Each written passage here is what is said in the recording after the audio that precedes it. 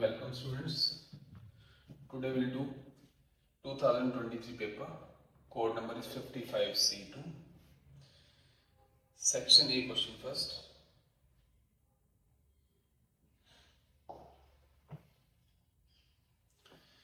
In LCI series sector, capacitor will change to C to C4, C by 4.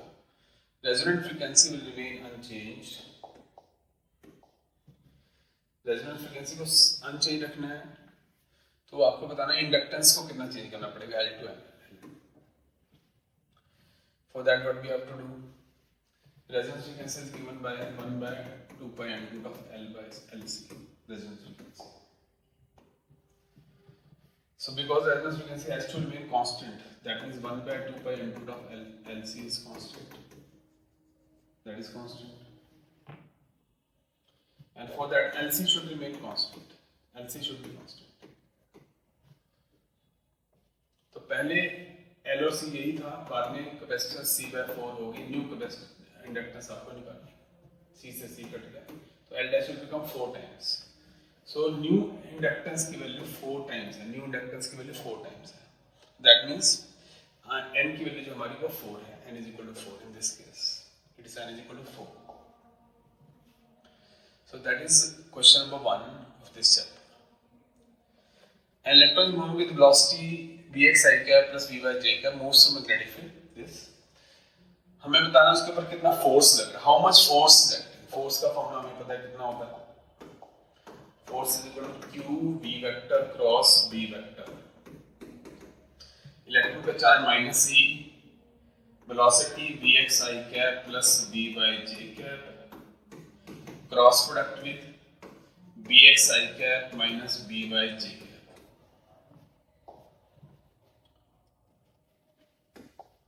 Minus E cross product करेंगे. I cross I 0 होता है, इसका इसके साथ cross product 0 हो जाएगा और इसका इसके साथ क्रॉस प्रोडक्ट हो जाएगा minus Bx By I cap cross j cap. I cross j, I cross j is k. I cross j is k. J cross k is I. और रिवर्स में चलेंगे तो माइनस में हो जाएगा. In reverse direction it will become minus. I cross j is k. J cross k is I. K cross I is j. But j cross I is minus k. In forward direction answer will be plus. So I cross I is 0. I cross j is k.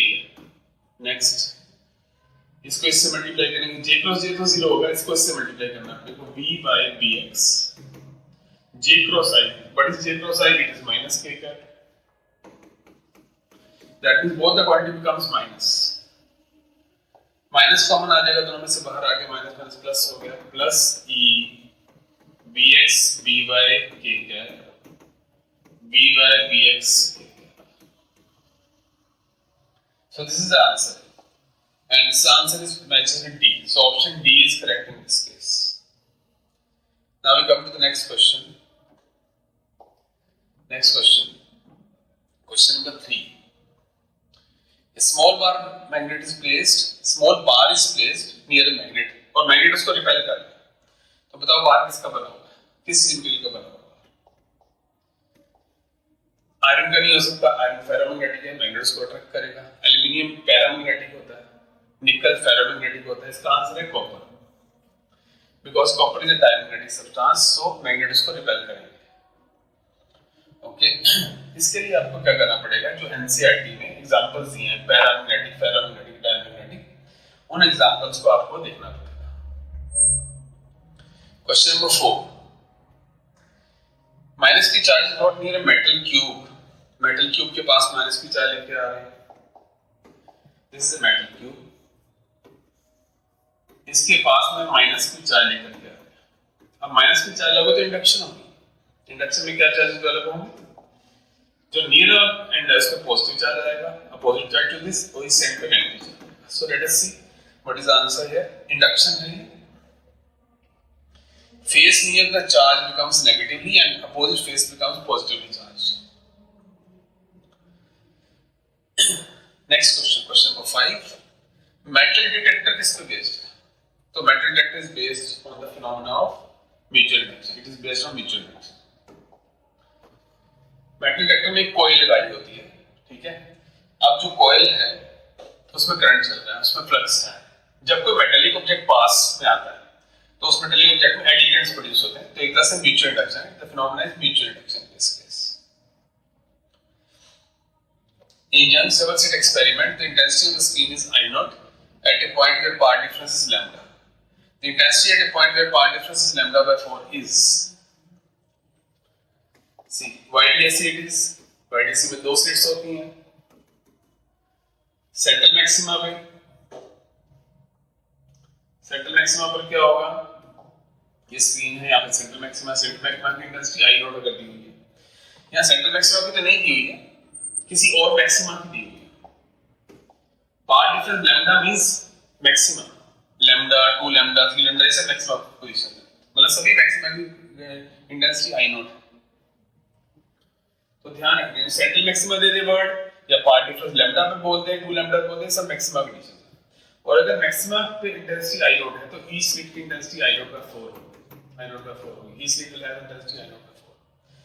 हमें किसी और position पे निकालनी है intensity जहां पे path difference lambda by 4 है।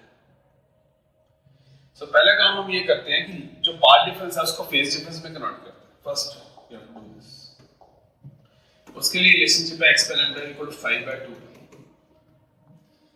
Path difference is lambda by 4, lambda 5 by 2 pi, lambda से लैम्डा कट जाएगा, 5 की वैल्यू आ गई 2 pi by 4 या pi by 2, that is 90 degree. Phase difference is 90 degree. Phase difference is 90 degree. Now we find out using principle of superposition. I is equal to I1 plus I2 plus 2 root I1 root I2 cos phi. I naught by 4 first slit, I naught by 4 second slit, 2 under root of I naught by 4 under root of 4 and cos 90 आ जाएगा बेटा साथ में, और cos 90 0 होता है, पूरा चीज 0 हो जाएगी। So आंसर ऐड करते हैं I naught by 2 आएगा। इसका आंसर I naught by 2 है। So please remember when central maxima is given or any other maxima is given, I naught given है तो each slit की इंटेंसिटी I naught by 4 होगी, और फिर आपका जो फेज डिफरेंस है उसके अकॉर्डिंगली आप ये फॉर्मूला लगा के सुपरपोजिशन प्रिंसिपल का फॉर्मूला लगा के निकाल सकते हो। We also have a shortcut formula for this. When our central maxima is given, central maximum intensity is given या any other maximum intensity given, तो किसी पॉइंट में इंटेंसिटी निकालने का ये शॉर्टकट फॉर्मूला है, ये हम डेरिवेशन भी करते हैं। For any other point, the formula becomes I naught cos square 5 by 2. So I naught cos square, यहाँ फेज डिफरेंस हमारा 90 आया था, 90 by 2, cos 45 हो गया, cos 45 का square, cos 45 is 1 by root 2 का square, so answer will be I naught by 2, answer will be I naught by 2 for this question. Next,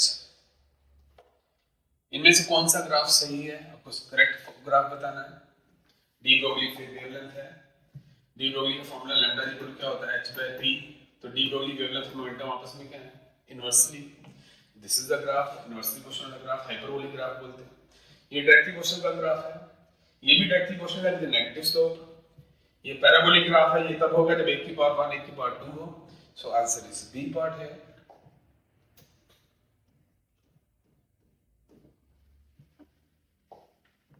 We come to the next question, question number 8. Binding energy per nucleon for oxygen is this, and that of oxygen 17 is this. Energy required to remove one electron from oxygen 817 to oxygen 816. See, oxygen 817 से हमें oxygen 816 बनाना है, एक neutron remove करना है। इस nucleus को तोड़ने के लिए हमें एनर्जी चाहिए होगी, हाउ मच? इसकी बाइंडिंग एनर्जी पर न्यूक्लियन है 7.75 पर न्यूक्लियन है, नंबर ऑफ न्यूक्लियन 17 है, so this much energy is required to break 7.75 into 17 because energy is given per nucleon, energy binding energy per nucleon दी हुई है, इसको number of nucleon से multiply किया हमने। This much energy required to break this nucleus, और जब ये न्यूक्लियस बनेगा तो एनर्जी रिलीज होगी, तो इतनी एनर्जी रिलीज होगी, दैट इज हाउ मच। इसकी बाइंडिंग एनर्जी है 7.97 into 60, so this we have to solve. And this comes out to be, you can solve this, this comes out to be 4.23 megaelectron volt, you can check it, 4.23 megaelectron volt इसका answer आएगा। Next, impact parameter for an alpha particle approaching a target nucleus is maximum when scattering angle is theta. Impact parameter होता क्या है? What is impact parameter?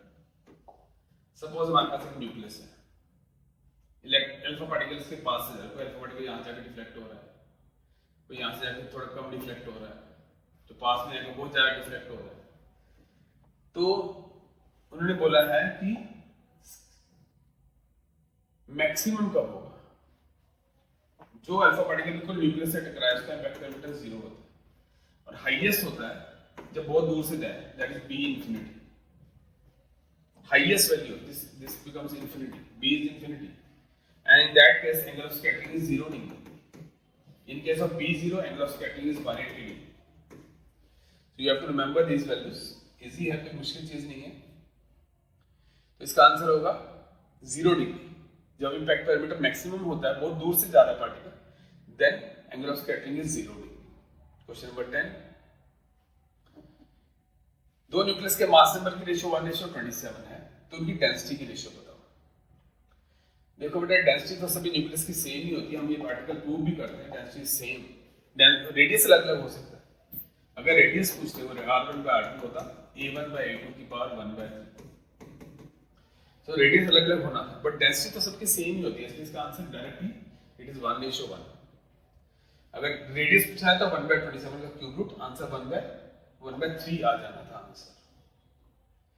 Now question number 11, यहाँ पे एक diagram में circuit दिखाया है, एसी सर्किट है, जैसे एसी सप्लाई, वोल्टमीटर्स लगे हुए हैं,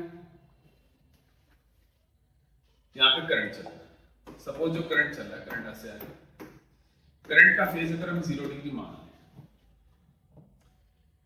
तो जो इंडक्टर की वोल्टेज होती है वो 90 डिग्री आगे चलती है, रेजिस्टेंस की वोल्टेज सेम फेज में होगी, तो रेजिस्टेंस की वोल्टेज सेम फेज में होगी। इसका फेजर एंगल अगर 0 डिग्री है करंट का, इसका फेजर एंगल भी 0 डिग्री होगा। कैपेसिटर की वोल्टेज 90 डिग्री पीछे होती है, -90 होती है। इंडक्टर होता था +90 होता। Let us see what is the answer. The current in circuit lags with voltage V2, गलत। करंट और वोल्टेज V2 सेम फेज में है, ये गलत आंसर है। Voltage shown V1 is ahead in phase, V1 voltage V2 से ahead in phase है, गलत, वो पीछे 90 डिग्री पीछे है। Current in the circuit and the voltage V1 are in always same phase, ये वाला करंट और ये सेम फेज में गलत। करंट 0 फेज है, उसका -90, ये भी गलत है। तो इसका आंसर लास्ट ही है, voltage V1 lags behind in phase voltage V2।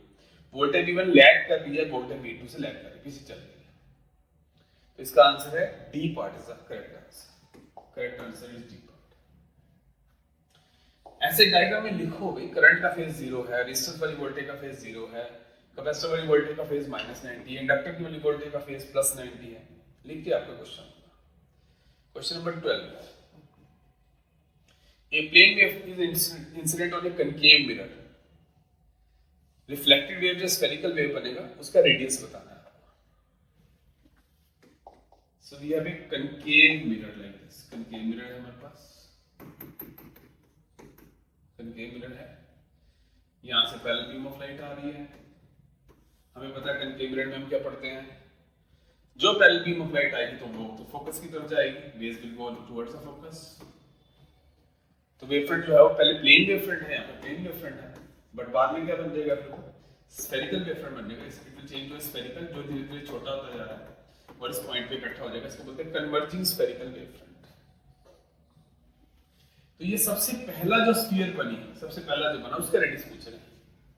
Biggest spherical wavefront जो बना बाद में छोटा होता जा रहा है, obviously it will be equal to focal length. Focal length इसका आंसर है। ऐसे कोई भी क्वेश्चन पूछेंगे,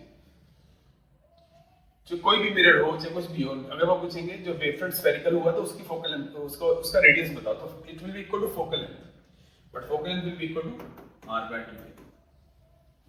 फोकल लेंथ तो मिरर की r/2 होती है ना बेटा, फोकल लेंथ का आंसर देना आपने को, चाहे ये कन्वेक्स मिरर होता तब भी यही आंसर था, फोकल लेंथ के बराबर, चाहे कन्वेक्स लेंस होता तब भी फोकल लेंथ के बराबर, इसका आंसर यही रहता।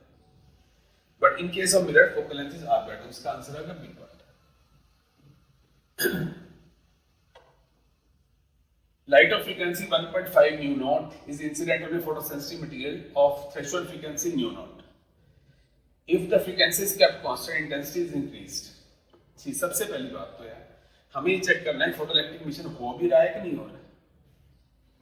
हो सकता है फोटोइलेक्ट्रिक इमिशन ही ना हो। तो इन this case what is happening, जो इंसिडेंट फ्रीक्वेंसी ज्यादा है और थ्रेशोल्ड फ्रीक्वेंसी कम है, तो new is greater than new not. तो फोटोइलेक्ट्रिक इमिशन तो हो रहा है, करेक्ट है, photoelectric emission is taking place. और बाकी इंटेंसिटी बढ़ने पे फोटोइलेक्ट्रिक करंट तो बढ़ता ही है, वो तो हमने शुरू में ही पढ़ा था। जो फर्स्ट ग्राफ ही हम पढ़ते हैं इस चैप्टर में, करंट वर्सेस इंटेंसिटी, वो ग्राफ क्या होता है, स्ट्रेट लाइन ग्राफ है। तो इसलिए इसका आंसर है कि on increasing the intensity photoelectric current will increase. इसका आंसर है ए पार्ट। नेक्स्ट क्वेश्चन,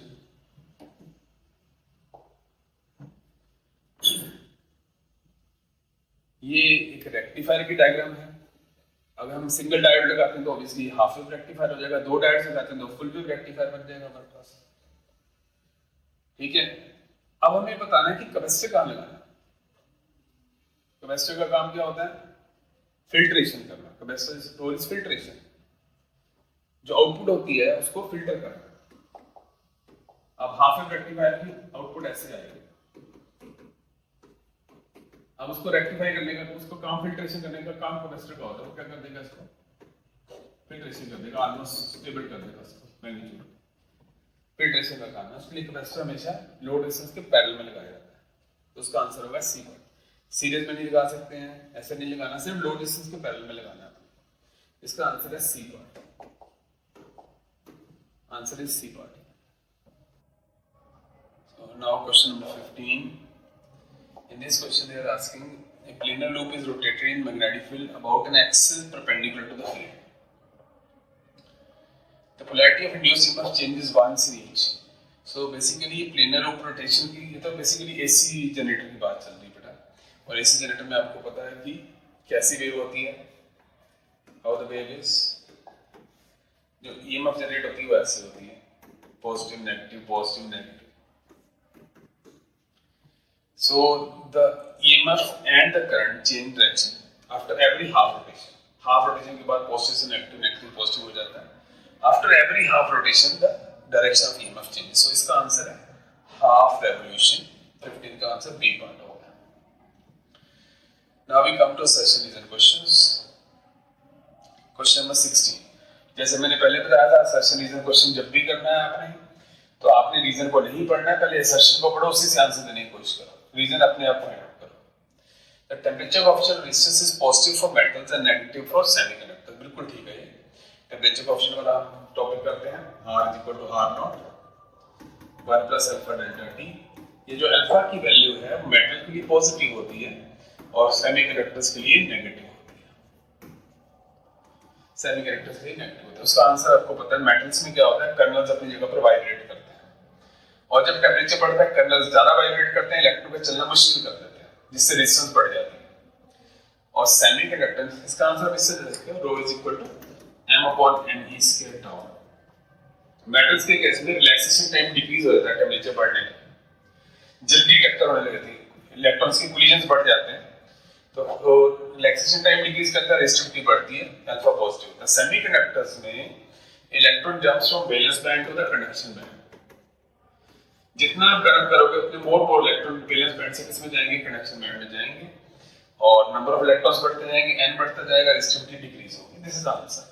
सो हमने सिर्फ असर्शन से आंसर देने की कोशिश की है। Everything we have tried to answer according to the assertion. Okay, अब हम पढ़ते हैं रीजन में क्या लिखा है। Charge carriers in metals are negative, that is correct, electrons होते हैं, whereas semiconductor they are positively charged, this is wrong। Semiconductor में तो बेटा दोनों होते हैं, होल्स भी होते हैं, इलेक्ट्रॉन्स भी होते हैं, तो सिर्फ positively charge, this answer is wrong. So इसलिए reason is wrong, assertion is correct, answer है इसका C part. Question number 17। Magnetic field produced by current carrying conductor solenoid is independent of its length and cross sectional area. देखो, जो solenoid का magnetic field होता है, this is solenoid. अब इसमें से करंट पास करते हो, अंदर मैग्नेटिक फील्ड प्रोड्यूस होता है। Magnetic field is μ0 Ni, where small n is number of turns per unit length। अगर हम small n है number of turns per unit length, अगर हम इस सोलेनॉइड को काट दें, सपोज सेंटर से काट के इसको छोटा करना, स्मॉल करना, तो उससे क्या होगा, छोटा कर दिया हमने सॉलिड, नंबर ऑफ टर्न्स भी कम होगी, लेंथ भी कम होगी, दोनों लेंथ भी कम होगी, नंबर ऑफ टर्न्स भी कम होगी, बट n की वैल्यू तो सेम ही रहेगी बेटा, n has not changed, small n तो चेंज हो ही नहीं, इसलिए सॉलिड की मैग्नेटिक फील्ड की वैल्यू अभी वही रहेगी, तो इसलिए वो सही है, सेक्शन ठीक है, is independent of length and area पर सेक्शन, वो बिल्कुल सही कह रहे हैं। अब रीजन पढ़ते हैं, the magnetic field inside solid is uniform, ये ठीक है, मैग्नेटिक फील्ड अंदर यूनिफॉर्म होता है, बट एक्सप्लेन कहाँ हुआ, एक्सप्लेन तो ऐसे होता है जैसे मैंने भी एक्सप्लेन किया, सो दोनों करेक्ट है बट लिंक नहीं है, तो आंसर है B part. Silicon is preferred over germanium for making semiconductor devices, this is correct. पहले जितने भी कंप्यूटर्स बने वो जर्मेनियम के बनाए गए थे, बिकॉज वो अच्छा कंडक्शन करता था जर्मेनियम, पर प्रॉब्लम है कि जो कंप्यूटर्स जर्मेनियम से बने वो गर्म हो जाते थे ज्यादा कंडक्शन की वजह से। Now we prefer silicon because silicon जो है थोड़ा कंडक्ट करता है, ज्यादा कंडक्शन की हमें जरूरत नहीं है सेमीकंडक्टर में, तो और डिवाइसेस गर्म नहीं होते, आजकल के जो लैपटॉप है सिर्फ फैन चाहिए, हमें एसी भी नहीं चाहिए, तो that is the answer why silicon is preferred because it does not gate heated up. Silicon bed जो है सेमीकंडक्टर वो गर्म नहीं होते ज्यादा। Assertion is correct. Energy gap of germanium is more than energy gap of silicon. This is wrong. Germanium का energy gap होता है 0.72 इलेक्ट्रॉन वोल्ट, जबकि सिलिकॉन का होता है 1.1 इलेक्ट्रॉन वोल्ट, तो ये रॉन्ग है। Assertion is correct but reason is wrong. Now we go to the next question. Answer 18 का तो आंसर यही है कि assertion is correct but reason is wrong, so C part इसका आंसर होगा। We go to the next question now. Question number 19, ये fish tank वाला question है बेटा। वो एक जो हमने करते हैं, एक टैंक के अंदर फिश है, उसको आउटसाइड वर्ड एक सर्कल की फॉर्म में नजर आ रहा है, वही क्वेश्चन है ये। तो इसमें क्या है, there is a water tank, there is a bulb at the bottom, जिसकी रोशनी जा रही है यहाँ से ऊपर, यहाँ पे वाटर भरा हुआ है, जो रोशनी है जो लाइट है वो एक सर्कल की फॉर्म में नजर आ रही है, ऐसे यहाँ से लाइट जो ऐसे जाएगी, ठीक है, और बीच वाली लाइट ऐसे चली जाएगी, ऐसे चली जाएगी, सो अपर सरफेस पे एक सर्कल की फॉर्म में लाइट नजर आती है, and this angle is critical. ये एंगल क्रिटिकल एंगल है, तो यहाँ पे भी एंगल क्रिटिकल एंगल बनेगा। सो इसका रेडियस हमें निकालना है, रेडियस और हाइट के बीच में रिलेशनशिप निकालना है, ये हाइट है, this is the height. Now from this triangle sin C is basically equal to r by r square plus h square का under root, because this hypotenuse will become r square plus h square का under root. हमें relate करना है इसको refractive index के साथ। Refractive index होता है 1 by sin C, तो रेसिप्रोकल लेते हैं पहले। 1 by sin C will be equal to r square plus h square का under root divide by r। Okay, 1 by sin C is mu, r square plus h square का under root divide by r। Taking r on this side and scaling, we get mu square r square is equal to r square plus h square. From this ultimately we will get, what we get is mu square minus 1 into r square is equal to h square. So r square और h square की value होगी 1 by mu square minus 1, और ultimately r by h की value हमें चाहिए, that is 1 by under root of mu square minus 1. So this is the answer for this question. एक fish वाला question है notes में, और वही क्वेश्चन है सेम, बल्ब दिखा दिया ना, बल्ब की रोशनी कैसे जा रही है, ऊपर सर्कल रेडियस है। This is the question. Now we come to the question number 20। Question number 20 में एक वेव दी हुई है आपको, ठीक है, ईएम वेव की इलेक्ट्रिक फील्ड की एक्सप्रेशन दे रखी है इन्होंने, इलेक्ट्रिक फील्ड की एक्सप्रेशन दी हुई है, और हमें क्या बताना है, कौन सा पैरामीटर वेवलेंथ बताएगा, कौन सा फ्रीक्वेंसी बताएगा। ये +1 में हमने वेव्स में किया हुआ प्लेन प्रोग्रेसिव वेव की इक्वेशन, उसी इक्वेशन से रिलेटेड है। सो क्या क्या इंफॉर्मेशन हमें मिल रही है, सबसे पहली बात kz लिखा हुआ है यहाँ पे। सो kz, z means wave is travelling on z axis, यहाँ पे EX लिखा, मतलब इलेक्ट्रिक फील्ड एक्स एक्सिस पर है। तो अगर बाई चांस पूछा मैग्नेटिक फील्ड किस पे है, तो वो तीसरा एक्सिस बचा वाई एक्सिस पर मैग्नेटिक फील्ड है। अब कौन सा पैरामीटर हमें फ्रीक्वेंसी बता रहा है? फ्रीक्वेंसी तो ओमेगा से पता चलेगी। ओमेगा किसके बराबर होता है? सो आंसर देना ओमेगा, एंगुलर फ्रीक्वेंसी ओमेगा, उससे हमें फ्रीक्वेंसी पता चल जाएगी। और कौन सा पैरामीटर हमें वेवलेंथ बता रहा है? वो K is known as propagation constant, ये 2π/λ के बराबर होता है। तो इस तरह से हमें यही आंसर देना था इसमें, ठीक है। इससे हमें ये भी पूछ सकते हैं मैग्नेटिक फील्ड, और एक और चीज है बाहर E naught is the amplitude of electric field, और ऐसे मैग्नेटिक फील्ड का एम्पलीट्यूड निकालना हो तो फिर वो ई नोट बाय बी नोट किसके बराबर होता है? ई नोट जो भी दिया होगा divide by B naught is speed of light, उससे आप ई नोट की वैल्यू निकाल सकते हैं। तो मैंने जो इंफॉर्मेशन हो सकती है मैंने आपको बता दी सारी। Write two properties of medium that determine the velocity of light in that medium. Velocity of light का फॉर्मूला वैक्यूम में हमने पढ़ा है, प्रॉपर्टीज ऑफ EM waves में 1/√μ0 या किसी मीडियम में है तो 1/√μ.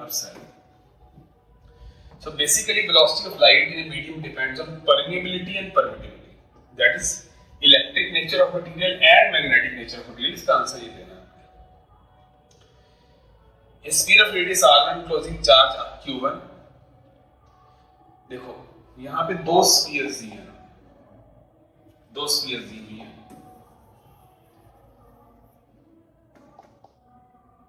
We have two spheres, 1 2, s1 s2। s1 के अंदर चार्ज है प्लस q1, s2 के अंदर चार्ज है minus q2। What is the flux linked with s1? It is q1/epsilon। Obviously Gauss से लगाई हमने, q/epsilon होता है, और s2 है उसके अंदर तो दोनों चार्ज है, s2 includes both of these, तो फ्लक्स विद s2 क्या हो जाएगा? q1 - q2 divided by epsilon। अब हमें पूछिए इन दोनों की रेशियो, तो इन दोनों की रेशियो ऑब्वियसली डिवाइड करके क्या आ जाएगी? Ratio q1 divided by q1 - q2। Okay, एक और बात ध्यान रखना, जब भी फ्लक्स पूछेंगे उसमें स्फेरिकल बॉडी के रेडियस से कोई लिंक नहीं है, अंदर की सिर्फ चार्ज से लिंक है। अगर इसको हम बड़ा कर देंगे तो भी फ्लक्स यही रहने वाला है, फ्लक्स का साइज से कोई लिंक नहीं होता क्लोज सरफेस के, सिर्फ उसके अंदर के चार्ज से लिंक होता है। Now we come to the question number 22। Light of wavelength 3500 angstrom is incident on metals A and B। Work function का 4.2 इलेक्ट्रॉन वोल्ट है और 1.9 इलेक्ट्रॉन वोल्ट है। तो किसमें से फोटोइलेक्ट्रिक इमिशन होने वाली है, किसमें नहीं होने वाली है, ये बताना है आपने। देखो सबसे पहले जो हमारे पास लाइट है उसकी फ्रीक्वेंसी, उसकी आप एनर्जी निकाल लेते हैं। 3500 एंगस्ट्रॉम से एनर्जी निकाल लेते हैं। एनर्जी ऑफ अ फोटोन का फॉर्मूला होता है hc/λ, hc/λ होता है। बट अगर हमें एनर्जी इलेक्ट्रॉन वोल्ट में निकालना तो hc/E λ हो जाएगा। hc/E की वैल्यू लर्न कर लो, 1240 × 10⁻⁹ होती है। Wavelength is given to be 3500 angstrom. 3500 angstrom में तो 10⁻⁻10 लगेगा। This comes out to be approximately 3.5 electron volt. आप कैलकुलेशन कर लेना exact. So energy of photon is 3.5 electron volts. अब दो मेटल सरफेस है, metal A, metal B। Metal A का वर्क फंक्शन है 4.2 इलेक्ट्रॉन वोल्ट। अब फोटोन की एनर्जी कम है, वर्क फंक्शन ज्यादा है, तो फोटोइलेक्ट्रिक इमिशन A से नहीं होने वाला है। Whereas for metal B it is 1.9 electron volt. Metal B के लिए 1.9 इलेक्ट्रॉन वोल्ट है, तो क्लियरली फोटो की एनर्जी से ज्यादा है, तो मेटल बी से फोटोइलेक्ट्रिक इमिशन हो जाएगा, जबकि मेटल ए से फोटोइलेक्ट्रिक इमिशन नहीं होगा। So that is question number 22. Now we go to the question number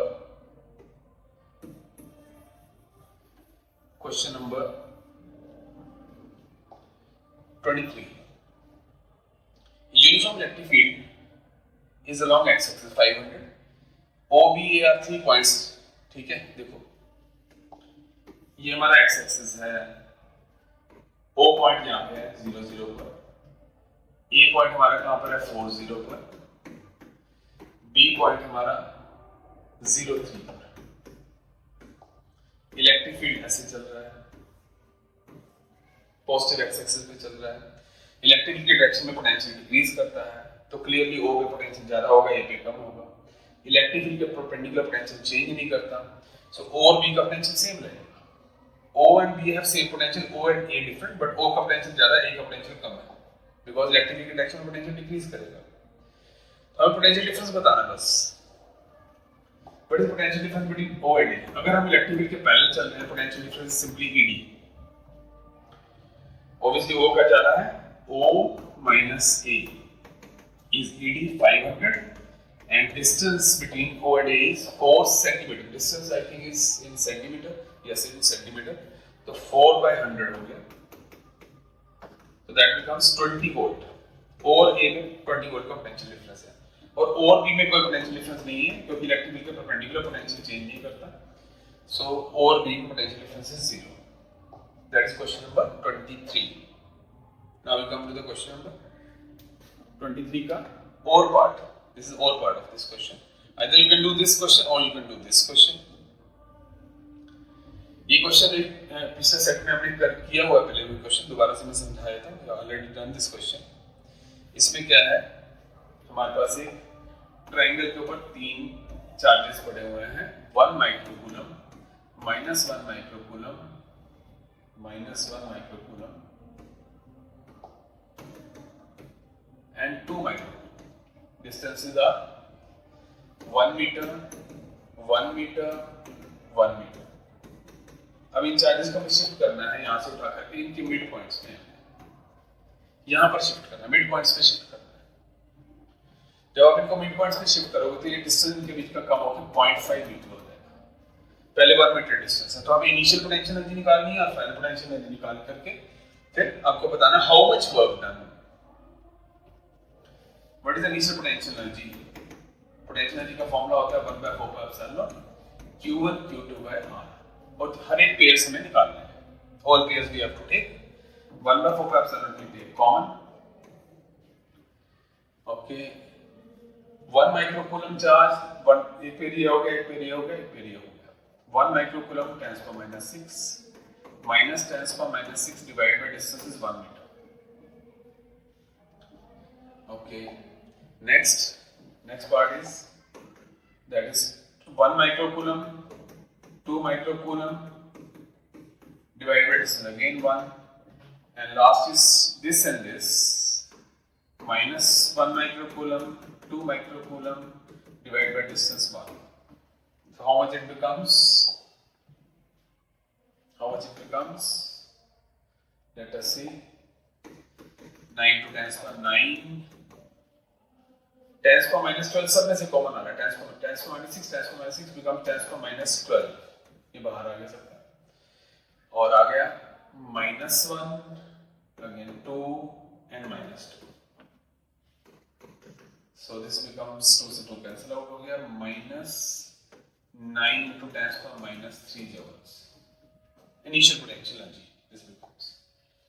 और जो फाइनल पोटेंशियल एनर्जी है उसकी डबल हो जाएगी बिकॉज सिर्फ डिस्टेंस 0.5 हो गया, तो 0.5 पुट करेंगे इसका डबल आ जाएगा आंसर एग्जैक्टली. तो final potential energy will be equal to -18 into 10⁻³ जूल. और वर्क डन निकालने के लिए क्या करेंगे, final potential energy minus initial potential energy, we get the work done.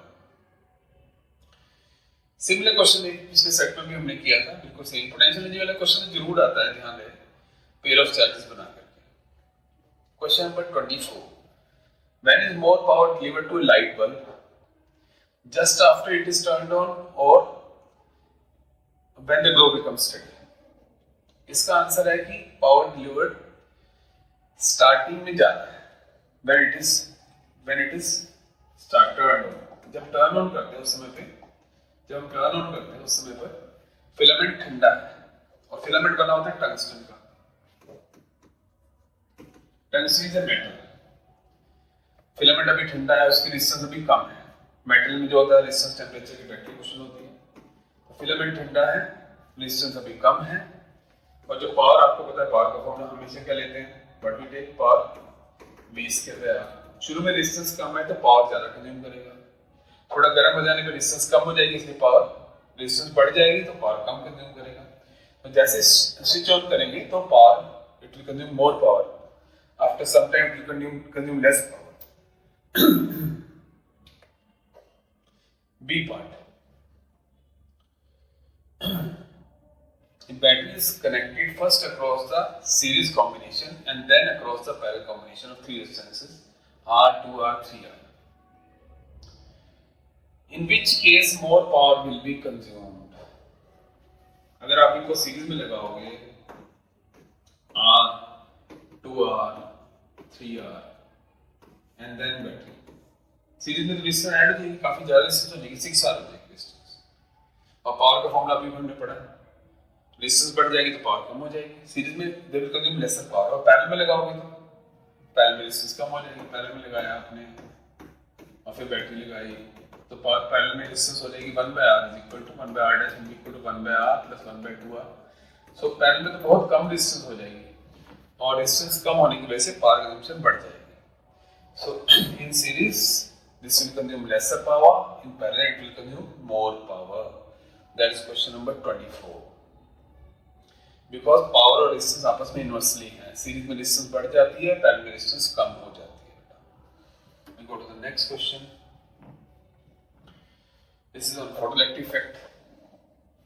VI graph हमने बहुत बार पढ़ा हुआ है। This is IV graph.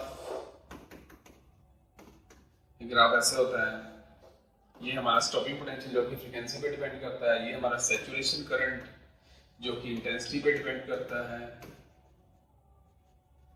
Intensity पे डिपेंड करता है। So what they are asking, same intensity किनकी है जिनका सैचुरेशन करंट सेम है। सेम इंटेंसिटी देखो, सेम इंटेंसिटी किसकी है 1 and 3, ऐसे सेम इंटेंसिटी किसकी है 2 and 4।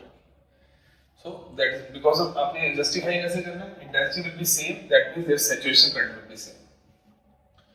ठीक है, तो इस answer is 1 3 pair and 2 4 pair. अगर वो बोलते सेम फ्रीक्वेंसी तो फिर आपका आंसर होता सेम फ्रीक्वेंसी में स्टॉपिंग पोटेंशियल सेम होगा, 1 2 सेम एंड 3 4 सेम। 1 और 2 की फ्रीक्वेंसी सेम है, 3 और 4 की फ्रीक्वेंसी सेम है। Question number 26। A horizontal metallic rod of length 4 meters is held at some height above the surface of Earth in east-west direction. If it is allowed to fall from rest, find the EMF induced in rod 2 seconds after it starts falling. See, whenever a rod is moved in a normal magnetic field, तो उसमें induced EMF develop होती है। आपको पता है formula क्या होता है उसका, induced EMF का फॉर्मूला होता है मोशन EMF का फॉर्मूला BL। यहाँ पे हमें रोड की लेंथ पता है, मैग्नेटिक फील्ड भी पता है, अर्थ का मैग्नेटिक फील्ड जो है। बेसिकली अर्थ का मैग्नेटिक फील्ड वाला टॉपिक अभी हमारे सिलेबस में नहीं है, बट फिर भी क्वेश्चन तो है, हमें करना पड़ेगा। तो अर्थ का मैग्नेटिक फील्ड की वैल्यू नीचे दी हुई है, this is the value given, ठीक है। And road is falling along the east west direction, road is falling along east west direction. देखो सपोज मेरे सामने नॉर्थ है, मेरे पीछे साउथ है, इधर ईस्ट है, इधर वेस्ट है, तो rod is falling like this. Earth का magnetic field south to north चलता है, आपको ध्यान रखना। अर्थ का मैग्नेटिक फील्ड साउथ से, अर्थ के मैग्नेटिक पोल्स उल्टे हैं, साउथ की तरफ नॉर्थ पोल है, नॉर्थ की तरफ साउथ पोल है, तो अर्थ का मैग्नेटिक फील्ड साउथ से नॉर्थ की तरफ चलता है। अर्थ का मैग्नेटिक फील्ड साउथ से नॉर्थ की तरफ चलता है और रोड आपकी पड़ी है east west direction, that is east and west direction में रोड पड़ी है, ठीक है। अब हमें देखना है, एक तो वैल्यू निकालनी है EMF की, so let us find the value. सबसे पहले हमें वेलोसिटी चाहिए, 2 सेकंड्स के बाद वेलोसिटी चाहिए, तो उसके लिए हम लगाएंगे formula V = U + kT।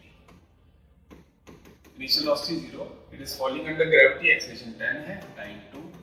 So velocity of the rod at the time they are asking about the EMF is 20 metre per second. Length of the rod 4 metre दी है, मैग्नेटिक फील्ड भी दिया है, तो EMF तो हमारी निकल आएगी। What is B 0.3 × 10⁻⁴, length 4 and 20 ये मल्टीप्लाई करके हमारा EMF का आंसर तो आ जाएगा। अब हमें बताना है कौन सा एंड पॉजिटिव, EMF किधर इंड्यूस होगी, ऑब्वियसली ईस्ट वेस्ट में प्रोड्यूस होगी, तो किधर पॉजिटिव एंड है, कौन हायर पोटेंशियल पे, कौन लोअर पोटेंशियल पे है। ये जो रोड है, वैसे हम लेंसेज लॉ लगाते हैं डायरेक्शन ऑफ इंड्यूस EMF निकालने के लिए, बट रोड के केस में लेफ्ट हैंड फ्लेमिंग को यूज करना है, left hand Fleming. Magnetic field is towards north, ठीक है, and then road is falling vertically downwards it is falling, so induce हमारा जो फोर्स की डायरेक्शन होगी इधर लगेगी, तो पॉजिटिव पार्टिकल जिधर फोर्स की डायरेक्शन इधर पॉजिटिव पार्टिकल इकट्ठे हो जाएंगे ईस्ट वाली साइड पर, और वेस्ट वाली साइड पर नेगेटिव पार्टिकल इकट्ठे हो जाएंगे according to the left hand framing rule. इसमें left hand framing rule से करना पड़ता है. So this end and east end will become positive and west end will become negative. This is the answer for this question. Next, question number 27. यहाँ पर एक obviously resistance है, bulb है और कैपेसिटर है. ओके, ऑब्वियसली ये AC circuit है, इसमें हमारी क्या हो जाएगी, impedance will be equal to what, impedance will be equal to R square plus XC का स्क्वायर अंडर रूट. एक्सी की वैल्यू क्या होती है 2 pi F C, sorry XC की value 1 by 2 pi F C AC circuit में. अब और current कितना चलेगा, how much current will flow, current होगा EMF divided by Z. Current impedance के इनवर्स प्रोपोर्शन है. तो इन तीनों फॉर्मूले से मिलकर आंसर हमारे पास आएगा. अब पूछें how the glow will be affected. अगर करंट इंक्रीज हुआ तो बल्ब का ग्लो बढ़ेगा, करंट डिक्रीज हुआ तो बल्ब का ग्लो कम हो जाएगा. When separation between the plates is doubled, keeping resistance and frequency same. Okay, frequency को सेम रखा उन्होंने, डिस्टेंस डबल कर दिया, तो हमारे पास कैपेसिटी का फॉर्मूला होता है epsilon naught A by D.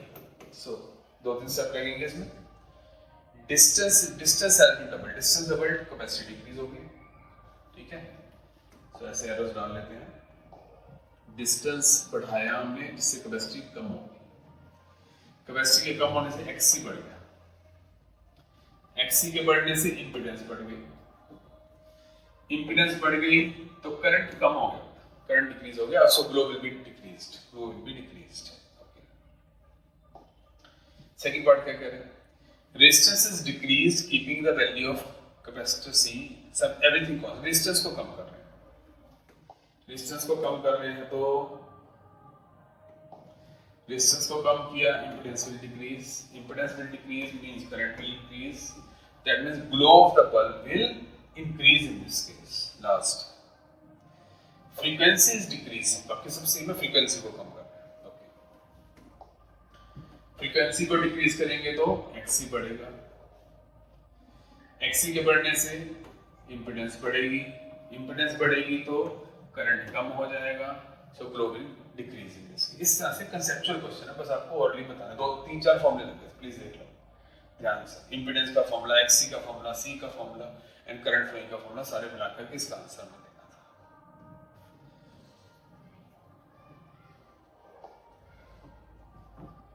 Question number 28.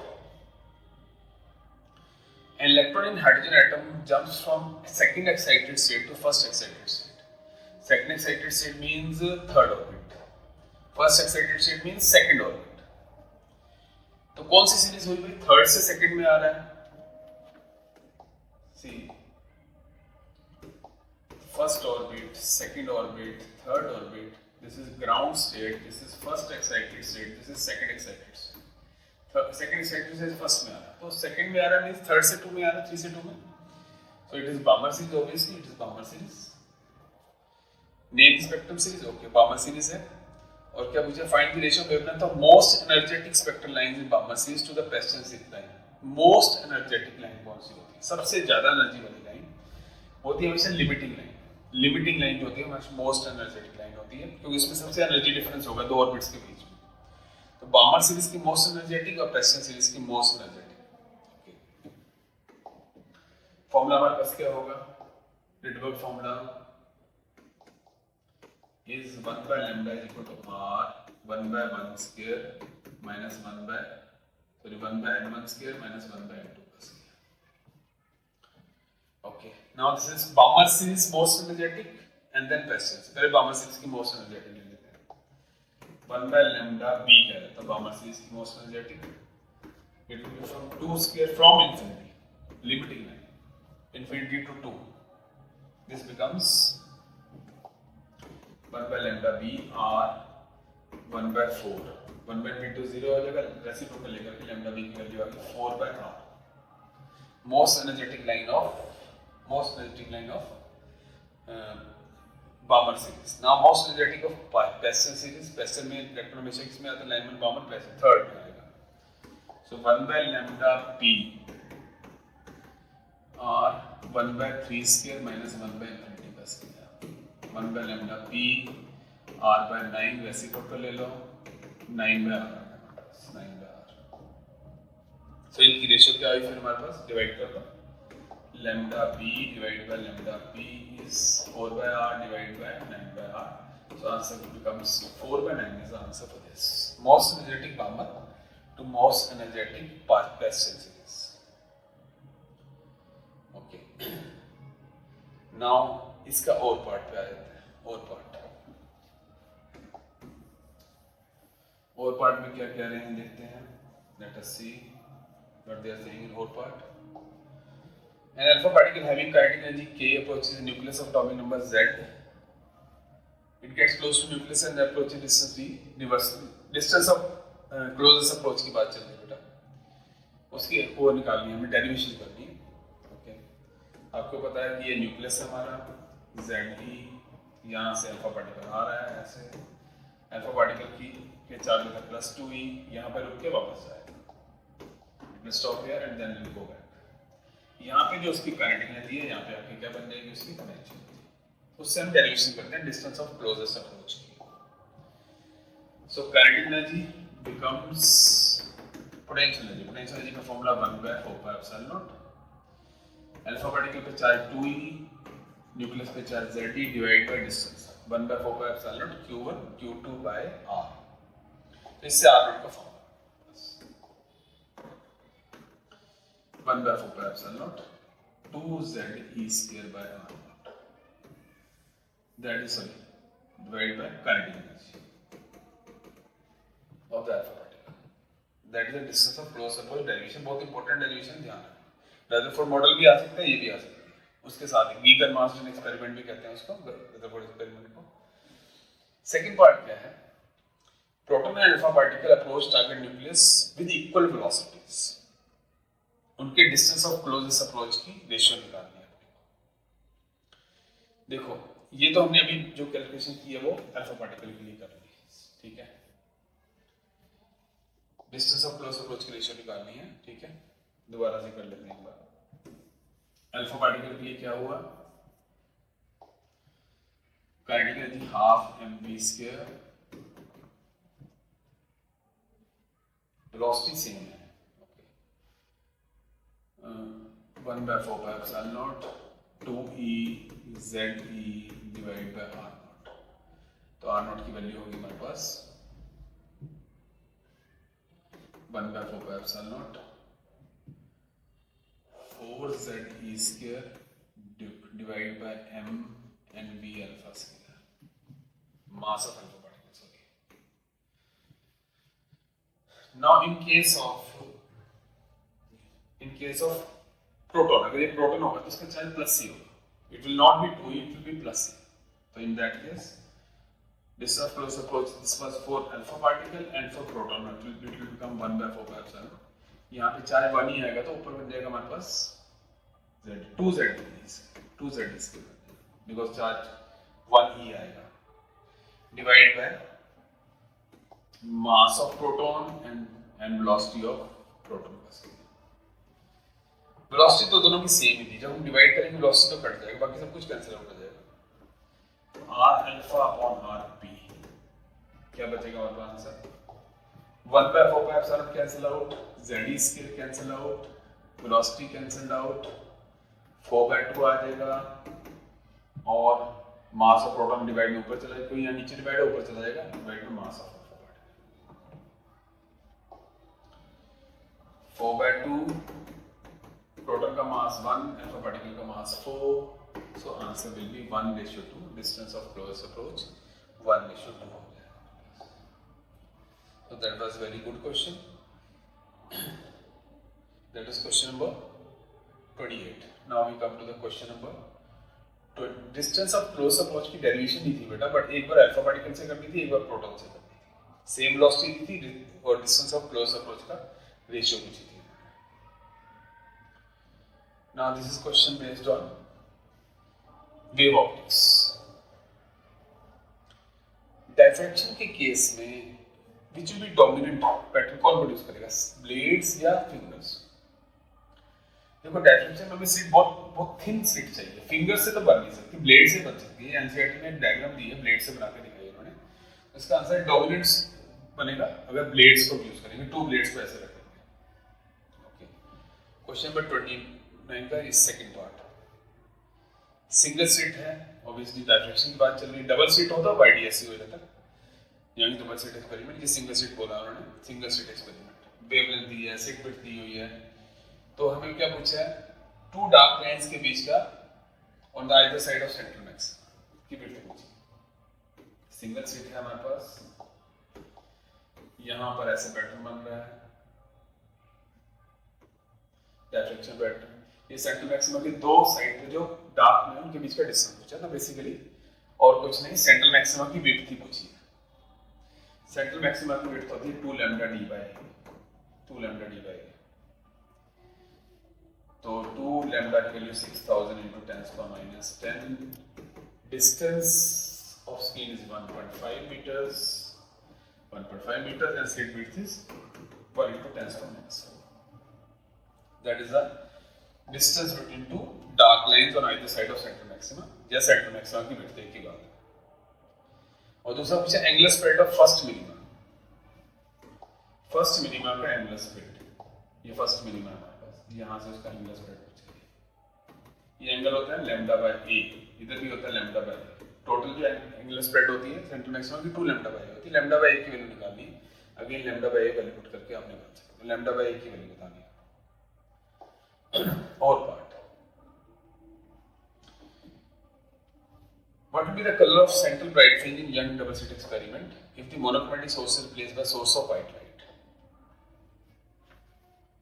अगर आप white light लेके चलोगे, ये 2 सेट्स हैं हमारे पास, सामने स्क्रीन है।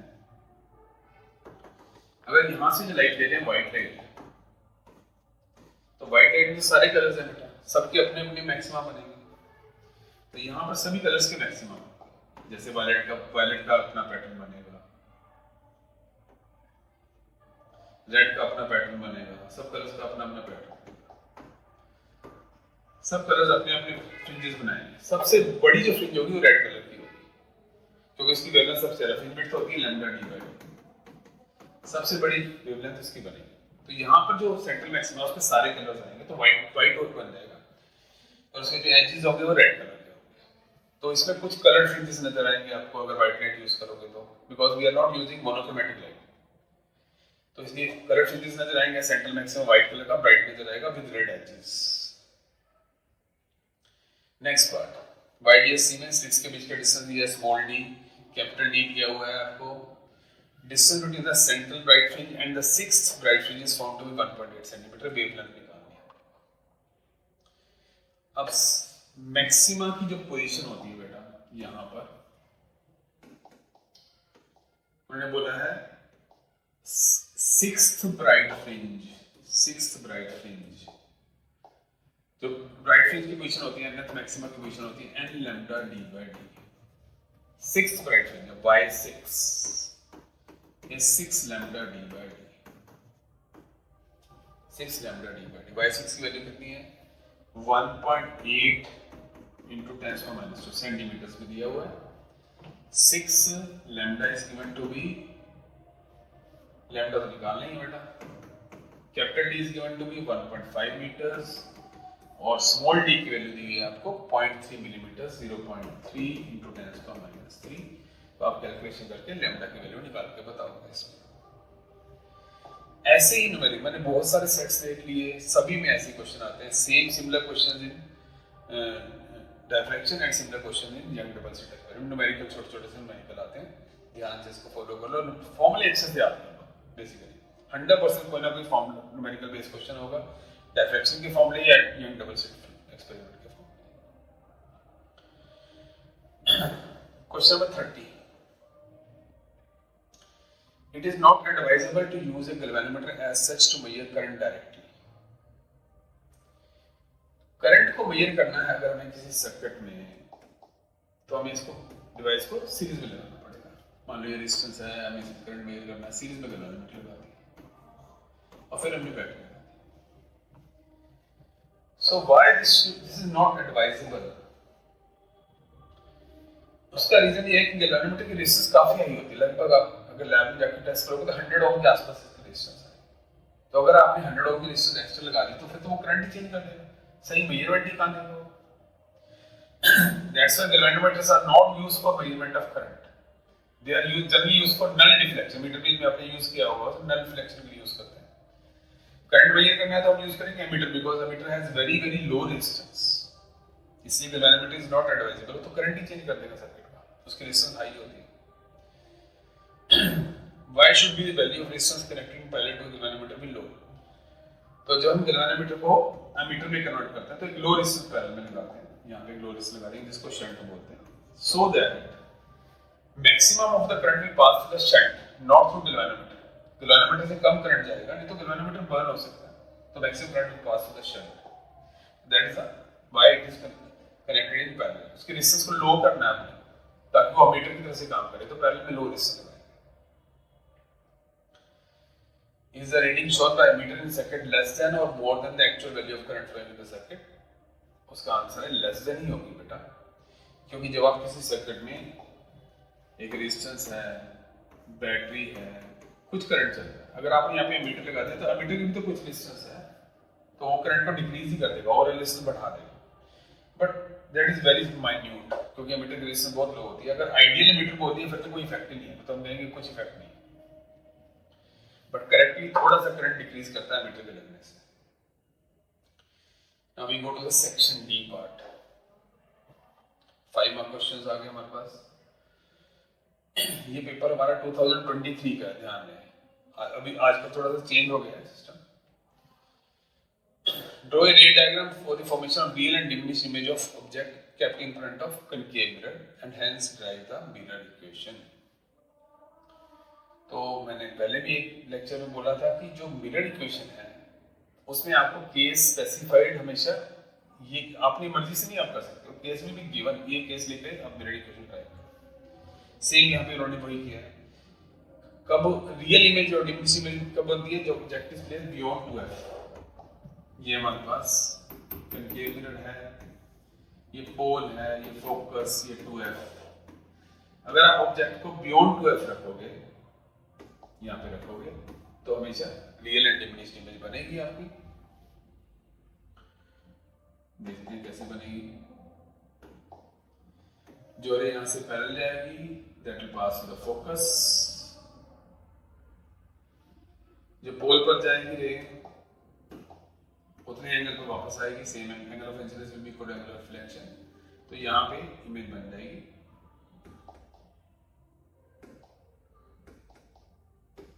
यहाँ पे इमेज बन जाएगी A B A dash B dash, real and diminished image बन जाएगी। फिर आप इससे मिरर फॉर्मूले को ड्राइव करोगे, जैसे हमने पहले कहा था ट्रायंगल्स लेकर के हम करते हैं, ठीक है। That is mirror formula derivation. Derivation तो आप अपने आप कर लेना। क्वेश्चन नंबर 31 का ए पार्ट था ना, क्वेश्चन नंबर 31 का बी पार्ट है। इसमें क्या दिया हुआ है?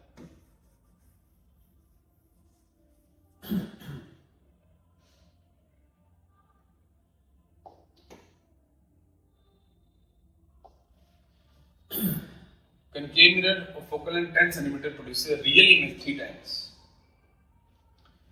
Concave mirror होता है, देखो एक फोकल लेंथ में भी याद रखनी बात, concave mirror हो या concave lens हो, फोकल लेंथ माइनस में होती है। कन्वेक्स मिरर या कन्वेक्स लेंस दोनों की फोकल लेंथ प्लस में होती है। तो फोकल लेंथ यहाँ पे हमें मिलेगी -10 for concave mirror।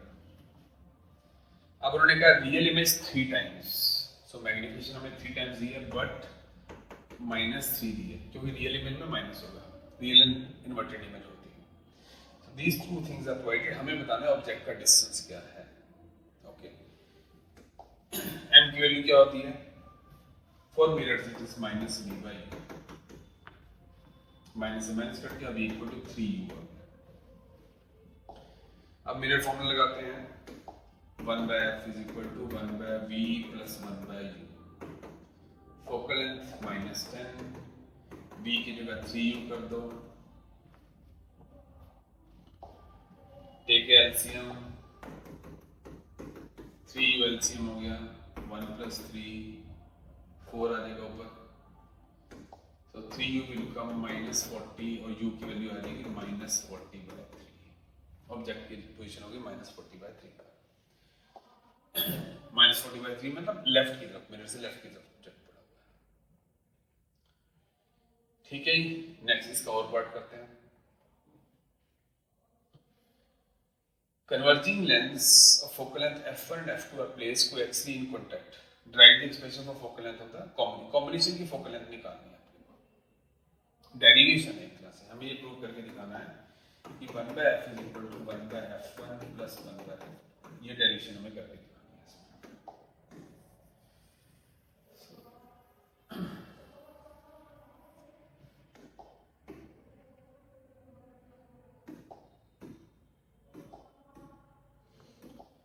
So that is the derivation। दो हमारे पास लेंसेज हैं,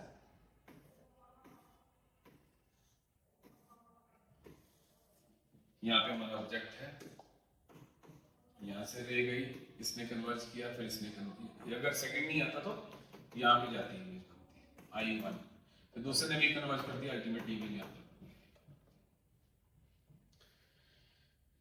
3 डिस्टेंस है हमारे पास, तीनों को कुछ नाम दे देते हैं हम।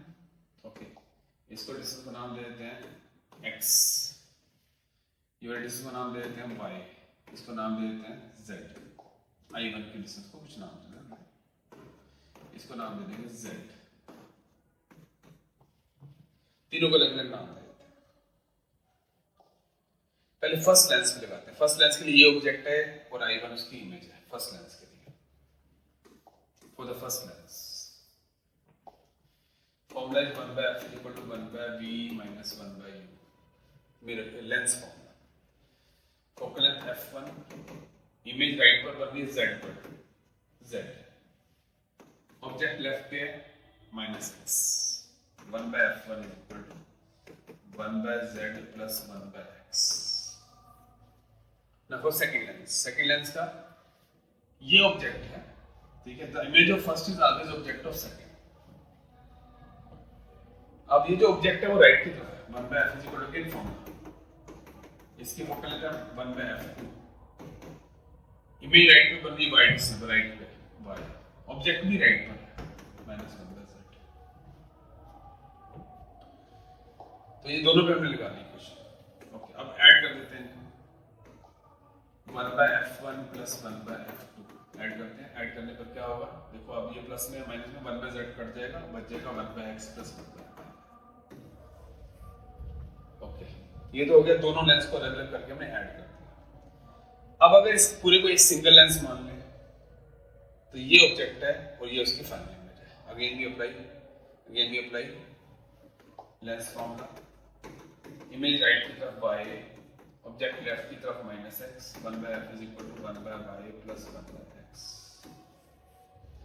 अब आप देख सकते हो, कंपैरिजन कर लो जरा, सेम राइट हैंड साइड दोनों का सेम आ गया। So on comparison we get same answer, that is 1/f = 1/f1 + 1/f2। That is the required answer in this case. Derivation की क्लास है, हमें प्रूव करना था कि दो लेंस कांटेक्ट में हो तो 1/f किसके बराबर होता है, 1/f1 + 1/f2। नेक्स्ट क्वेश्चन उसी का बी पार्ट है।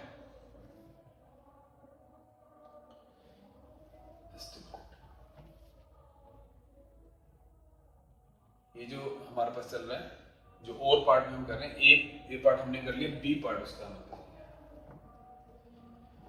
एक डायग्राम दी हुई है, यहाँ पे बी दिया है, यहाँ पर यू दिया हुआ है। आपको आइडेंटिफाई करना है कि ये लेंस कौन सा है, विच इज द लेंस। पहली बात तो थोड़ी मिस्टेक है, लेंस के केस में जब भी हम लेंस लेते हैं, objects are on the left hand side, image on the right hand side, तो you should be taken in negative ना। यहाँ पे यू पॉजिटिव में दिखा दिया, यू पॉजिटिव दिखा दिया, तो ये यू का ग्राफ इधर बनना चाहिए था। प्रैक्टिकल नोटबुक में भी यू का ग्राफ इधर है, उस साइड पर नहीं, बट चलो जैसे दिया हम वैसे करेंगे। अब आप देख सकते हो कि जो u की वैल्यूज से v की वैल्यूज काफी हाई तक जा रही है, मतलब अगर U15 है या U10 है तो V की वैल्यू 70 तक पहुंच रही है। तो अगर V की वैल्यूज U से भी ज्यादा जा रही है तो ये क्लियरली हमारे पास कन्वेक्स लेंस है। जो कनकेव लेंस होता है उसमें V की वैल्यू जो डिस्टेंस होता है U से हमेशा कम ही होता है, पर ज्यादा नहीं होता उसमें। सो ये कन्वेक्स लेंस है, कन्वेक्स लेंस की बात चली, बस हमें फोकल लेंथ निकालनी है। और हमारे पास देखो यहाँ से देखो U is given to be 20 and V is 40/3, तो लगा लेते हैं formula 1/f is equal to 1/v minus 1/u। Focal length हमें निकालनी है, V is given to be 40/3। Object distance तो बेटा हमेशा माइनस में लेते हैं, ऑब्जेक्ट हमेशा लेफ्ट पे ही होता है, तो ये 20 नहीं लेना अपने को, -20 लेना है। दिस बिकम्स 3/40 प्लस 1/20 और सॉल्व करके हमारे पास फोकल लेंथ की वैल्यू आ जाएगी हमारे पास। You have to find out the focal length of the lens. Okay, question number 32। एक पीएन जंक्शन डायोड की आईवी कैरेक्टरिस्टिक्स बतानी है कंडक्टिंग मोड में। Conducting mode means forward bias, non conducting mode is reverse bias. Forward bias की बात कर रहे हैं और उसमें थ्रेशोल्ड वोल्टेज बतानी है। पहले सर्किट डायग्राम बनाते हैं, और what is the circuit diagram. ये हमारे पास पीएन जंक्शन डायोड है, यहाँ पे लगाएंगे मिलीमीटर फॉरवर्ड बायस में, यहाँ पे रियोस्टेट हो गई, ये फॉरवर्ड बायस बैटरी हो गई, P is connected to positive plate of battery, और यहाँ पे पैरेलल में हम एक वोल्ट मीटर लगाएंगे वोल्टेज मेजर करने के लिए। This is the circuit diagram for forward biasing. और इसमें जो आईवी की हम रीडिंग लेते हैं और इसे ग्राफ बनाते हैं। आपको पता है ग्राफ ऐसा आता है, बहुत ही इंपॉर्टेंट है। तो शुरू में करंट ज्यादा बढ़ता नहीं है, फिर एकदम से बढ़ना शुरू हो जाता है। This voltage is known as knee voltage, या यहाँ पे इन्होंने नाम थ्रेशोल्ड वोल्टेज दिया है। Below the knee voltage resistance is very high, dynamic resistance above the knee voltage एकदम से करंट बढ़ रहा है, dynamic resistance is very very low. ठीक है, सो सिग्निफिकेंस क्या है इसकी, थ्रेशोल्ड वोल्टेज या नी वोल्टेज जिसको हम बोलते हैं। इसकी सिग्निफिकेंस ये है कि डायोड जो है फॉरवर्ड बायस में हमेशा इस वोल्टेज के ऊपर ऑपरेट करता है। Below this voltage resistance is so high, so we don't use in forward bias. Above the threshold value, above the knee voltage we use it. Okay, अब आगे चलते हैं। इसमें देखो सेकंड पार्ट, यहाँ पे हमें किरचॉफ लॉ लगाना है और कुछ खास बात नहीं है, हमें ए और बी के बीच में पोटेंशियल डिफरेंस बताना है। डायोड पे वोल्टेज ड्रॉप 0.3 का बताया है। ओके, किरचॉफ लॉ लगाना है। हम ए से स्टार्ट कर रहे हैं, start from A, potential of A, फिर करंट की डायरेक्शन में चल रहा है, करंट आई चल रहा है हमारे पास। ठीक है, करंट की डायरेक्शन में minus, because minus distance is 5000 and current is 0.2 into 10⁻³ current के साथ चलेंगे तो माइनस में काउंट होगा voltage, because we are moving towards lower potential. Then इस पे ड्रॉप कितना हो गया, -0.3। करंट के साथ चले माइनस में लेंगे, अगेन यहाँ पे कोई करंट चल रहा है, -5000 है, 5K लिखा है, into 0.2 into 10⁻³ and ultimately equal to that जहाँ पे हम पहुँच गए, बी पॉइंट पर हम पहुँच गए।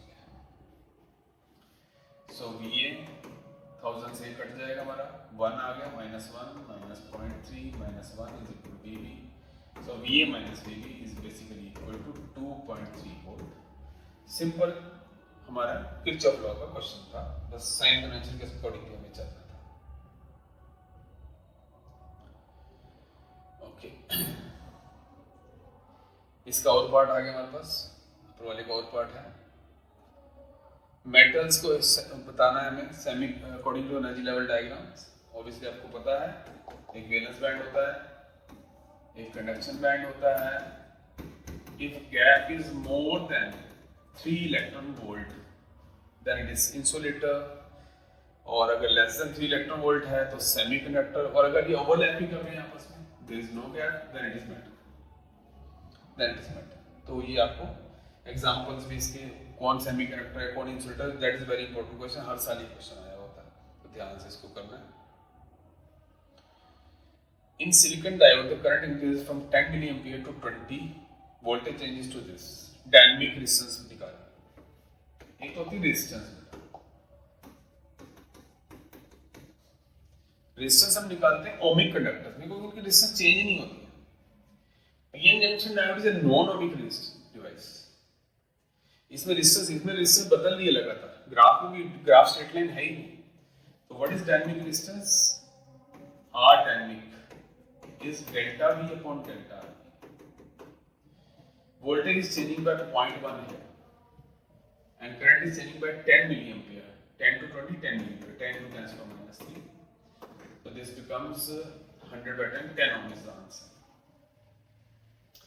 Delta V upon delta I, that is known as dynamic resistance. को dynamic resistance बोलते हैं. Okay. Question number 33. Derive relation between the current and drift velocity of free electrons in a conductor. Current और drift velocity का relationship क्या होता है? I is equal to NEMT। ये relationship try करना है आपको। एक ड्रिफ्ट वेलोसिटी का फॉर्मूला भी होता है VD is equal to EE by m tau. अगर इसको यहाँ पे पुट कर दे तो ओम्स लॉ ड्राइव हो जाएगा। V is equal to IR, वहां से मतलब रेजिस्टिविटी का फॉर्मूला आ जाएगा m अपॉन n e square tau, resistivity आ जाएगी। इससे हम एक्सप्लेन करते हैं टेंपरेचर का इफेक्ट। मैंने अभी थोड़ी देर पहले भी एक्सप्लेन किया था। कंडक्टर मतलब मेटल्स के केस में क्या होता है कि जब हम गर्म करते हैं तो कर्नल्स अपनी जगह पर वाइब्रेट करते हैं, और वाइब्रेट करने से इलेक्ट्रॉन्स का रिलैक्सेशन टाइम डिक्रीज करता है। Relaxation time decreases due to which resistivity of metals increases. Metals के केस में रेजिस्टेंस टेंपरेचर के डायरेक्टली क्वेश्चन होती है। रेजिस्टिविटी भी बढ़ती है और रेजिस्टेंस भी बढ़ती है टेंपरेचर बढ़ने के साथ। Okay. An emitter together with unknown resistance in series is connected across two identical batteries of each of 1.5 volt in series parallel. Internal resistance of each battery निकालनी है अपने को। देखो दोनों बैटरी को पहले हमने सीरीज में लगाया। इंटरनल रेजिस्टेंस R और पैरेलल में रेजिस्टेंस अननोन है, पता नहीं capital That is not known. और करंट चला 1/2 एम्पीयर सीरीज में, 1/2 एम्पीयर चला। जब सीरीज में आप लगाओगे ईएमएफ भी ऐड हो जाएगी, इंटरनल रेजिस्टेंस भी ऐड हो जाएगी, और करंट होता है total EMF divide by total internal plus external. So in this case total EMF is 3, internal होगी 2R plus capital. So current की वैल्यू हमें दी हुई है हाफ होगी 3 2R प्लस कैपिटल R। एक तो इक्वेशन यहाँ से आ गई क्रॉस मल्टीप्लाई करके 2R plus capital R is equal to 6। बाद में इन दोनों साइड्स को हमने पैरेलल में लगा दिया 1.5। अब जब सेल्स पैरेलल में रखते हैं उसमें अगर इनको सिंगल सेल बनाने पर ईएमएफ तो वही रहेगी पैरेलल में, बट इंटरनल रेजिस्टेंस जो है R जो थी अलग-अलग, internal resistance R by n हो जाती है, तो R/2 हो जाएगी internal resistance. External resistance capital. Series में रेजिस्टेंस हो जाएगी 2R, जबकि पैरेलल में रेजिस्टेंस हो जाएगी R/2। सीरीज में ईएमएफ भी ऐड होती है, बट पैरेलल में ईएमएफ वही रहती है 1.5 वोल्ट ही रहेगी। अब कितना करंट चल रहा है? 1/3 एम्पीयर करंट है। EMF 1.5 R/2 plus R/2 plus capital R becomes 4.5. So you get two equations. इनको सॉल्व करके आपको स्मॉल r और कैपिटल R की वैल्यू निकालनी है। So you have to solve it. That was a very good question. ऐसे question आते हैं। Okay. So B part इसका what are Kirchhoff laws? Kirchhoff rules आपको पता ही है। What is first law?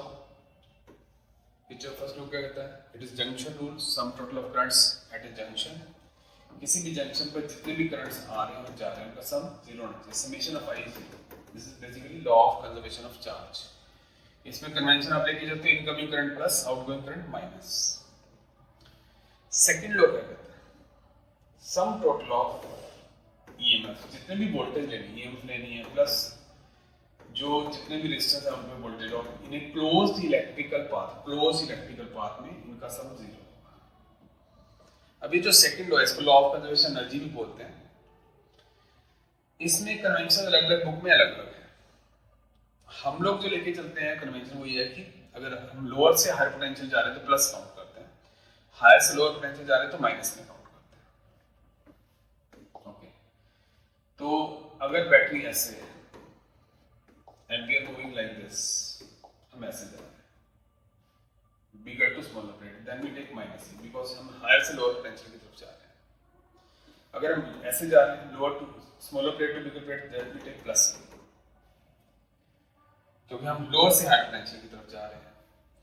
और करंट के हिसाब से हम कैसे चलते हैं, if we are moving in direction of current, so we are moving from higher potential, current always travels from higher potential to lower, तो हम माइनस आयरन लेके चलते हैं। तो करंट के साथ माइनस, करंट के अपोजिट प्लस लेके चलते हैं। तो ये किरचॉफ लॉ है, ठीक है। ये आप ध्यान रखना, बिट्स ऑफ डेरिवेशन तो आप कर ही सकते हो, इजी डेरिवेशन है। मैं ये न्यूमेरिकल करके दिखा देता हूँ आपको। सो पहले हम करंट की डायरेक्शन बनाते हैं according to the bigger battery chart, कैसे करंट चल रहा है। 8 वोल्ट वाली बैटरी से हम बनाते हैं, करंट आई सपोज चला यहाँ से, आगे जाकर के इधर करंट सपोज चला गया I1, इस साइड पे करंट कितना चला गया I माइनस I1, यहाँ से करंट आ गया I minus I1, I minus I1, और इधर जाके करंट I1 उधर से आ गया ऐड होकर वापस आ गया, ठीक है। अब हम क्लोज पाथ लेते हैं।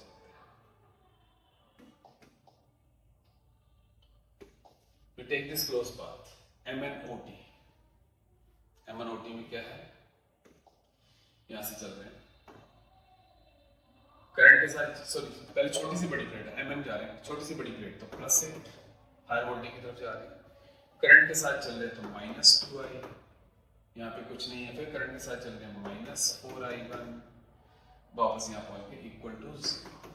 तो हमारी इक्वेशन बन गई 2I + 4I1 = 8। नेक्स्ट ये क्लोज पाथ ले लेते हैं TOPST। यहाँ करंट के अपोजिट चल रहे हैं +4I1, फिर करंट के साथ चल रहे हैं -1I - I1, smaller to bigger plate +4 = 0।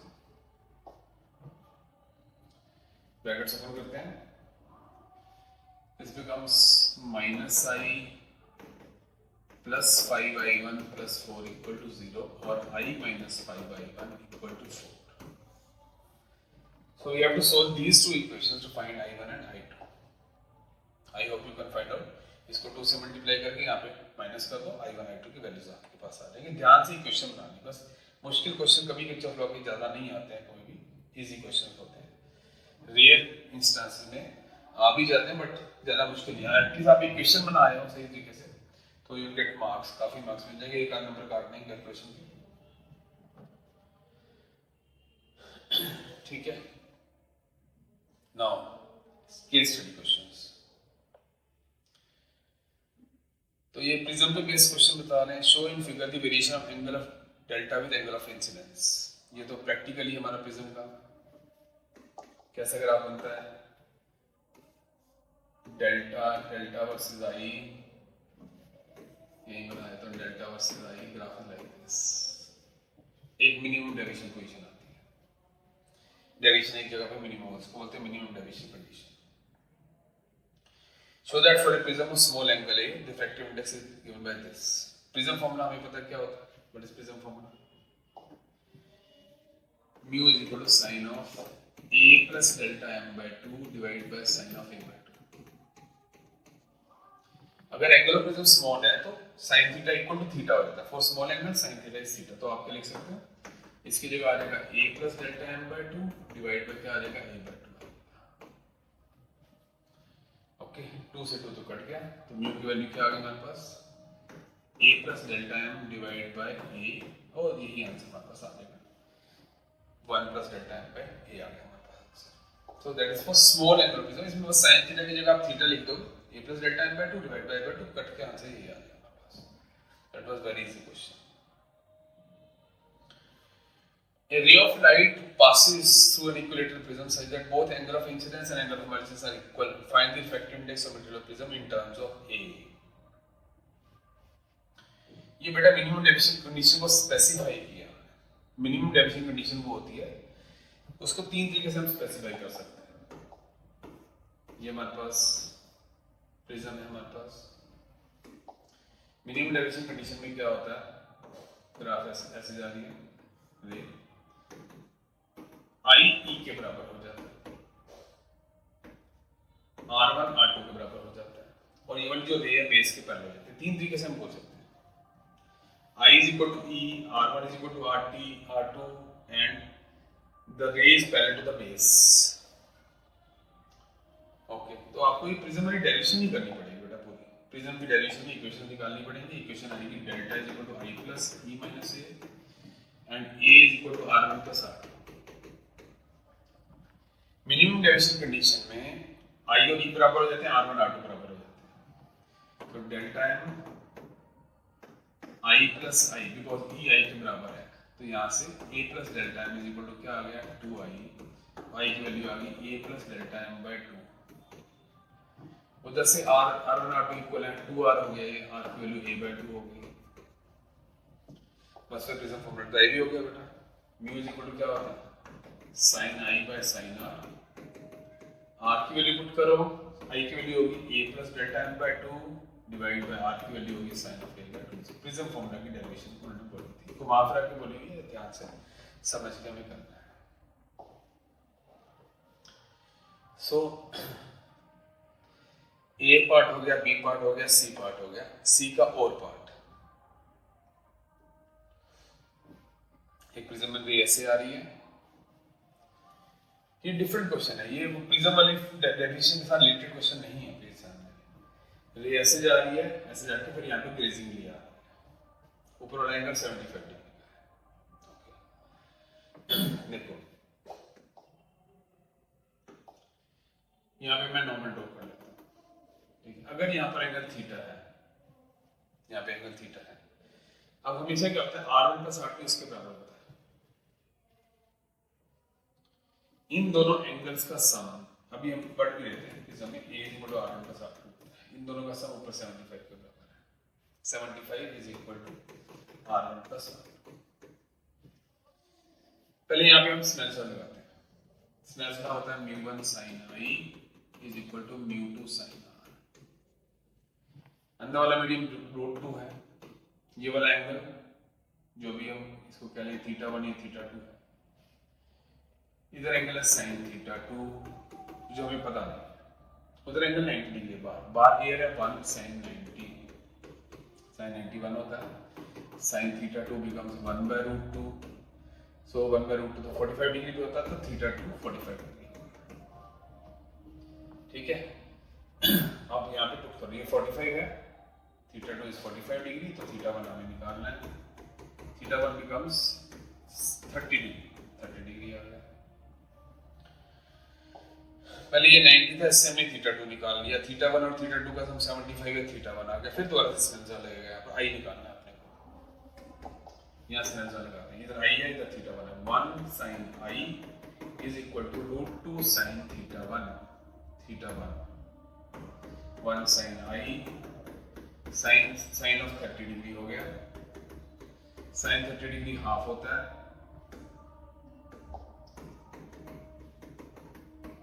1 by 2 sin I becomes 1 by √2, that means I is equal to 45 degree.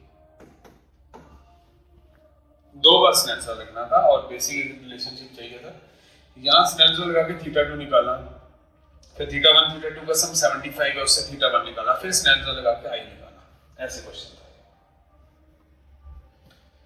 So we come to the last part। यहाँ पे हमारे पास कैपेसिटर की प्लेट्स दिखाई हैं, बीच में डाइलेक्ट्रिक है, डाइलेक्ट्रिक मीडियम डालना है। क्वेश्चन नंबर 35 है, लास्ट क्वेश्चन है हमारा। Capacitance of a parallel plate capacitor increases from 10 to 80 जब मीडियम इंट्रोड्यूस किया, find the dielectric constant of the medium. Without medium capacity होती है epsilon not A by D, that was 10। Medium introduce कराने पर K epsilon not A by D होगी 80। अगर आप divide करोगे तो ऑटोमेटिकली K की वैल्यू आ जाएगी, क्लियरली डिवाइड करके K की वैल्यू आ रही है 8। Next, n capacitors are connected in series।